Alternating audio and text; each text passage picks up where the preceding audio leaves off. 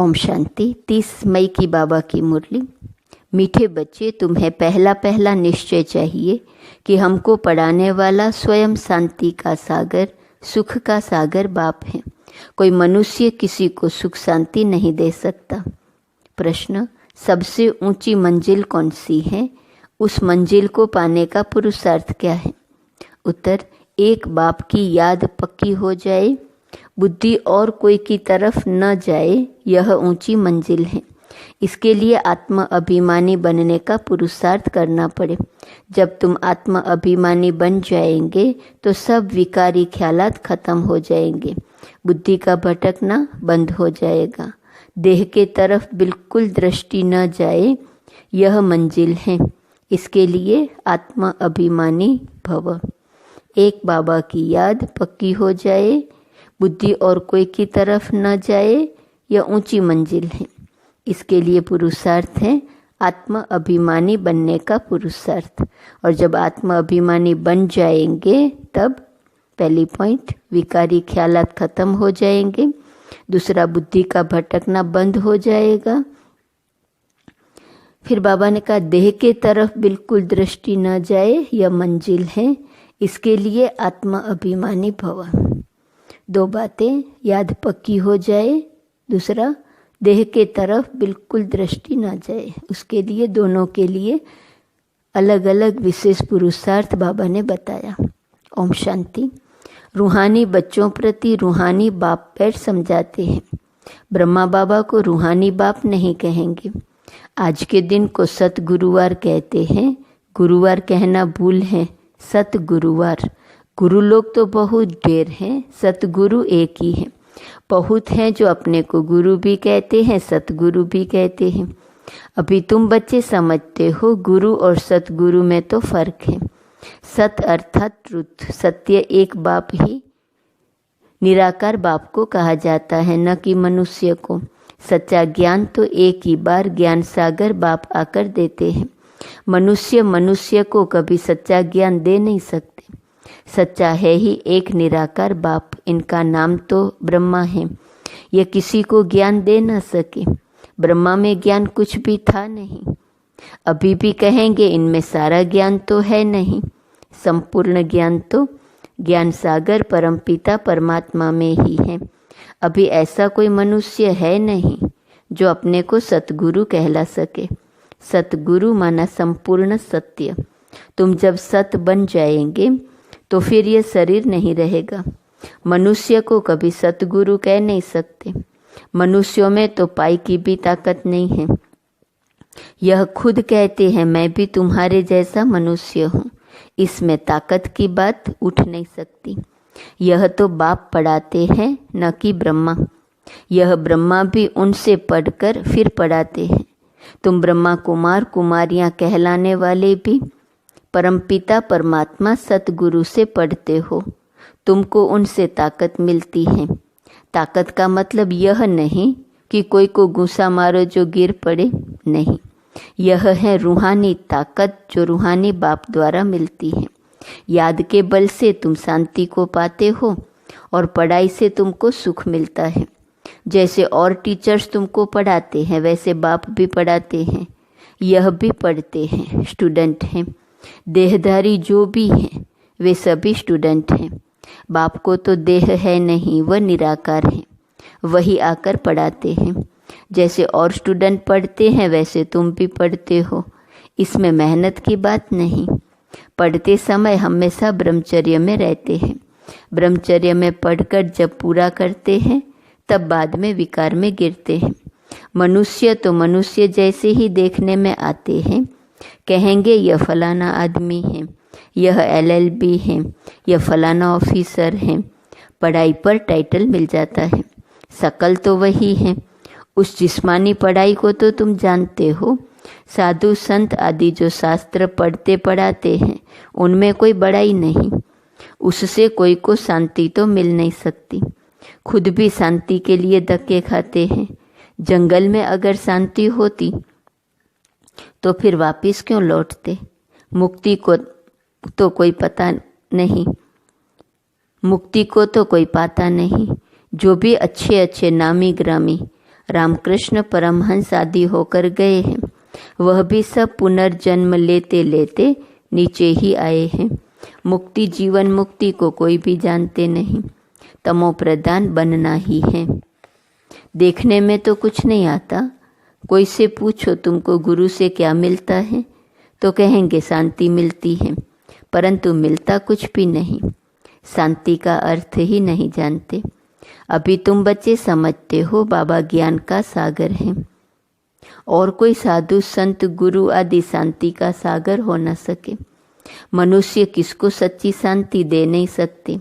तुम बच्चों को पहले पहले तो निश्चय करना है, शांति का सागर एक बाप है जो हमको पढ़ाते हैं। सृष्टि का चक्र कैसे फिरता है वह भी बाप ने समझाया है। मनुष्य मनुष्य को कभी सुख शांति दे नहीं सकते। यह ब्रह्मा उनका रथ है, तुम्हारे जैसा स्टूडेंट ही है। यह भी गृहस्थ व्यवहार में रहने वाला था, सिर्फ बाप को अपना रथ लोन पर दिया है। सो भी वानप्रस्थ अवस्था में तुमको समझाने वाला एक बाप है। वह बाप कहते हैं सबको निर्विकारी बनना है। जो खुद नहीं बन सकते तो फिर अनेक प्रकार की बातें करेंगे, गालियां भी देंगे। समझते हैं हमारा जन्म जन्मांतर का भोजन जो बाप का वर्षा मिला हुआ है वह छुड़ाते हैं। अब छुड़ाते तो वह बेहद का बाप है न, इनको भी उसने छुड़ाया। बच्चों को भी बचाने की कोशिश की, जो निकल सके उनको निकाला। अब तुम बच्चों की बुद्धि में है कि हमको पढ़ाने वाला कोई मनुष्य नहीं है। सर्वशक्तिवान एक ही निराकार बाप को कहा जाता है, और किसको कहा नहीं जाता।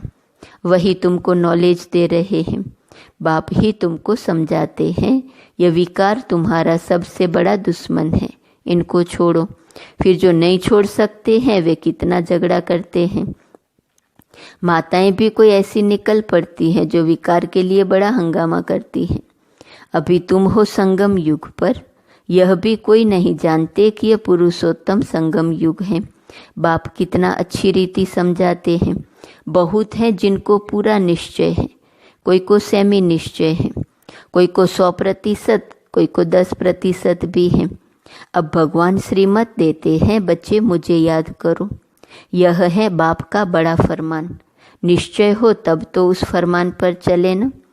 बाप कहते हैं मेरे मीठे बच्चों, तुम अपने को आत्मा समझ बाप को याद करो। इनको याद नहीं करना है। मैं नहीं कहता, बाबा मेरे द्वारा तुमको कहते हैं। जैसे तुम बच्चे पढ़ते हो तो यह भी पढ़ता है। सब स्टूडेंट हैं, पढ़ाने वाला एक टीचर है। वह सब मनुष्य पढ़ाते हैं। यहाँ तुमको ईश्वर पढ़ाते हैं। तुम आत्माएं पढ़ती हो, तुम्हारी आत्मा फिर पढ़ाती है। इसमें बहुत आत्मा अभिमानी बनना है। बैरिस्टर इंजीनियर आत्मा ही बनती है। आत्मा को अब देह अभिमान आ गया है। आत्मा अभिमानी के बदले देह अभिमानी बन पड़े हैं। जब आत्मा अभिमानी हो तब विकारी नहीं कहला सकते। उनको कभी विकारी ख्याल भी नहीं आ सकता। देह अभिमान से ही विकारी ख्याल आते हैं। फिर विकार की दृष्टि से देखते हैं। देवताओं की विकारी दृष्टि कभी हो नहीं सकती। ज्ञान से फिर दृष्टि बदल जाती है। सतयुग में ऐसे थोड़े ही प्यार करेंगे, डांस करेंगे। वहाँ प्यार करेंगे परंतु विकार की बांस नहीं होंगी। जन्म जन्मांतर विकार में गए हैं तो वह नशा बहुत मुश्किल उतरता है। बाप निर्विकारी बनाते हैं तो कई बच्चियां बिल्कुल मजबूत हो जाती हैं। बस हमको तो पूरा निर्विकारी बनना है। हम अकेले थे, अकेले ही जाना है। उनको कोई थोड़ा टच करेगा तो अच्छा नहीं लगेगा। कहेंगे यह हमको हाथ क्यों लगाते हैं, इनमें विकारी बांस है। विकारी हमको टच भी न करे, इस मंजिल पर पहुंचना है। देह तरफ बिल्कुल दृष्टि न रहे। वह कर्मातीत अवस्था अभी बनानी है। अभी तक ऐसा नहीं है कि सिर्फ आत्मा को ही देखते हैं। मंजिल है। बाप हमेशा कहते रहते हैं बच्चे अपने को आत्मा समझो। यह शरीर दुम है जिसमें तुम पाल्ट बजाते हो। कई कहते हैं इनमें शक्ति है, परंतु शक्ति की कोई बात ही नहीं। यह तो पढ़ाई है। जैसे और भी पढ़ते हैं यह भी पढ़ते हैं। प्यूरिटी के लिए कितना माथा मारना पड़ता है, बड़ी मेहनत है। इसलिए बाप कहते हैं एक दो को आत्मा ही देखो। सतयुग में भी तुम आत्मा अभिमानी रहते हो। वहाँ तो रावण राज्य ही नहीं, विकार की बात नहीं। यहाँ रावण राज्य में सब विकारी हैं। इसलिए बाप आकर निर्विकारी बनाते हैं। नहीं बनेंगे तो सजा खानी पड़ेगी। आत्मा पवित्र बनने बगैर ऊपर जा न सके। हिसाब किताब चुकतू करना पड़ता है, फिर भी पद कम हो पड़ता है। यह राजधानी स्थापन हो रही है। बच्चे जानते हैं स्वर्ग में एक आदि सनातन देवी देवताओं का राज्य था। पहले पहले तो जरूर एक राजा रानी होंगे, फिर डिनाइस्टी होंगी। प्रजा ढेर बनती है, उसमें अवस्थाओं में फर्क पड़ेगा। जिनको पूरा निश्चय नहीं वह पूरा पढ़ भी ना सके, पवित्र बन न सके। आधा कल्प के पतित एक जन्म में 21 जन्मों के लिए पावन बने, मासी का घर है क्या? मुख्य है ही काम की बात, क्रोध आदि का इतना नहीं। कहाँ बुद्धि जाती है तो जरूर बाप को याद नहीं करते हैं। बाप की याद पक्की हो जाएंगी तो फिर और कोई की तरफ बुद्धि नहीं जाएंगी। बहुत ऊंची मंजिल है। पवित्रता की बात सुनकर आग में जल मरते हैं। कहते हैं यह बात तो कभी कोई ने कही नहीं, कोई शास्त्र में है नहीं, बड़ा मुश्किल समझते हैं। वह तो है ही निवृत्ति मार्ग का धर्म अलग।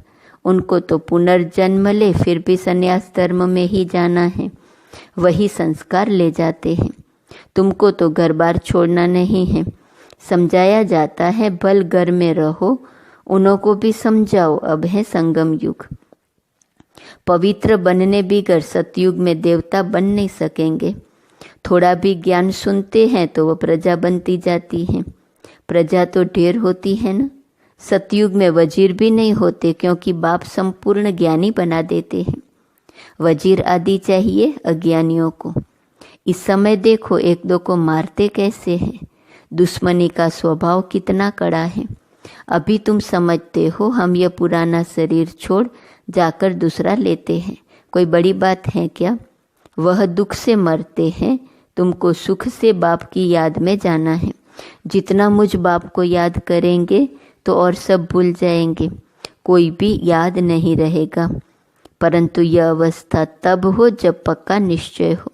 निश्चय नहीं तो याद भी ठहर नहीं सकती। नाम मात्र सिर्फ कहते हैं। निश्चय ही नहीं तो याद काहे को करेंगे। सबको एक जैसा निश्चय तो नहीं है ना। माया निश्चय से हटा देती है, जैसे के वैसे बन जाते हैं। पहले पहले तो निश्चय चाहिए बाप में। संशय रहेगा क्या कि यह बाप नहीं है। बेहद का बाप ही ज्ञान देते हैं।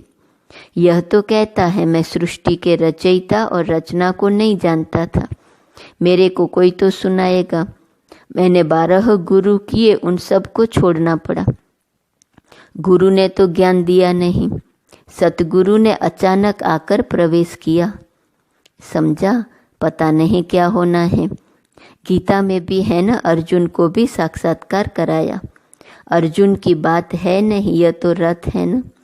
यह भी पहले गीता पढ़ता था, बाप ने प्रवेश किया, साक्षात्कार कराया कि यह तो बाप ही ज्ञान देने वाला है, तो उस गीता को छोड़ दिया।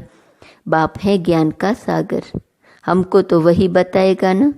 गीता है माई बाप, वह बाप ही है जिसको त्वमेव माता च पिता कहते हैं। वह रचना रचते एडॉप्ट करते हैं ना। यह ब्रह्मा भी तुम्हारे जैसा है।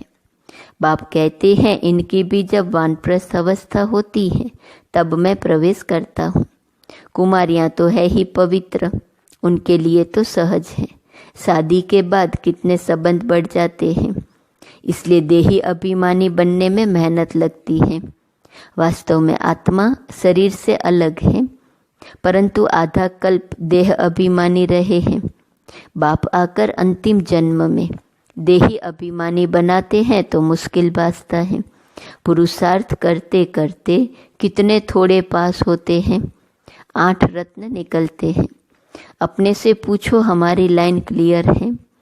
एक बाप के सिवाय और कुछ याद तो नहीं आता है। यह अवस्था पिछाड़ी में होंगी। आत्म अभिमानी बनने में बहुत मेहनत है। अच्छा, मीठे मीठे सिकिलदे बच्चों प्रति माता पिता बाप दादा का याद, प्यार और गुड मॉर्निंग। रूहानी बाप की रूहानी बच्चों को नमस्ते। रूहानी बच्चों की रूहानी बाप को नमस्ते नमस्ते नमस्ते। धारणा के लिए मुख्य सार, ज्ञान से अपनी दृष्टि का परिवर्तन करना है। आत्म अभिमानी बन विकारी ख्यालात समाप्त करने हैं। किसी भी विकार की बांस न रहे, देह तरफ बिल्कुल दृष्टि न जाए। दूसरी पॉइंट, बेहद का बाप ही हमें पढ़ाते हैं, ऐसा पक्का निश्चय हो तब याद मजबूत होंगी। ध्यान रहे, माया निश्चय से जरा भी हिला न दे। वरदान, सेवा भाव से सेवा करते हुए आगे बढ़ने और बढ़ाने वाले निर्विघ्न सेवाधारी भव। सेवा भाव सफलता दिलाता है। सेवा में अगर अहम भाव आ गया तो उसको सेवा भाव नहीं कहेंगे। किसी भी सेवा में अगर अहम भाव मिक्स होता है तो मेहनत भी ज़्यादा, समय भी ज़्यादा लगता और स्वयं की संतुष्टि भी नहीं होती। सेवा भाव वाले बच्चे स्वयं भी आगे बढ़ते और दूसरों को भी आगे बढ़ाते हैं। वे सदा उड़ती कला का अनुभव करते हैं। उनका उमंग उत्साह स्वयं को निर्विघ्न बनाता और दूसरों का कल्याण करता है। उमंग उत्साह स्वयं को निर्विघ्न बनाता और दूसरों का कल्याण करता है। स्लोगन, ज्ञानी तू आत्मा वह है जो महीन और आकर्षण करने वाले धागों से भी मुक्त हो। आज का स्वमान, मैं सदा दिल खुश मिठाई खिलाने वाली आत्मा हूँ। अव्यक्त इशारे की पॉइंट 30 मई। हर सेकंड जो भी संकल्प करो, कर्म करो। हर कर्म हर संकल्प बधाई वाला हो। जो भी मिले व जो भी साथ में रहते हैं उन्हों को सदा खुशी की दिल खुश मिठाई खिलाते रहना और सदा खुशी में मन से नाचते रहना और सेवा में सभी को खुशी का खजाना भर भर कर बांटते रहना। ओम शांति।